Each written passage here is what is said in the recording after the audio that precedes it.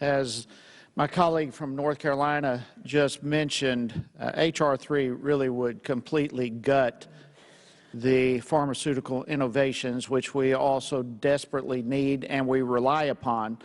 In fact, the Congressional Budget Office said that it would result in 38 fewer cures over the next 20 years. That's a significant number. They also estimated that it would result in as many as 100 fewer cures from coming to the market. Now just think of that, 100 cures from coming to the market.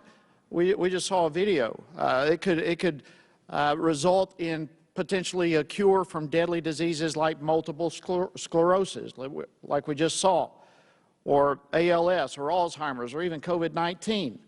We don't need to have cures that could potentially come to the market not coming to the market. But according to CBO, that's what would happen with H.R. 3. And by the way, these cures don't come cheap.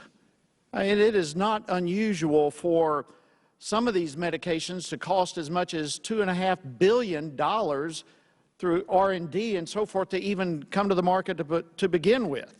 And that's not even to mention, it's not even to consider the fact that more than 90% of these drugs that enter into FDA clinical trials never gain FDA approval.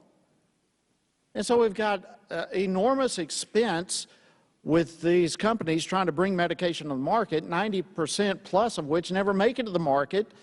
And so, listen, let me just be clear. The FDA's rigorous process is a huge reason why so many Americans trust that the medications and the vaccines that come to market are safe and dependable. And unlike many of my colleagues on the other side of the aisle, I trust the process, and I know that it will bring a safe and effective vaccine to the American people for COVID through Operation Warp Speed.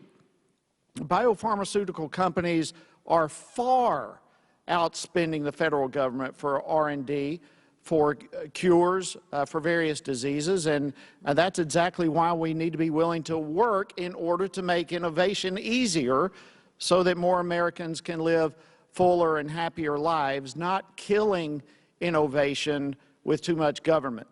So I'm sad to see that today's hearing shows, frankly, at least in my opinion, that my colleagues on the other side of the aisle are not interested in a bipartisan solution to bring more cures to save American lives, and instead they think it's more beneficial for their reelection campaigns to attack pharmaceutical executives, and I greatly think that is a huge mistake for the American people.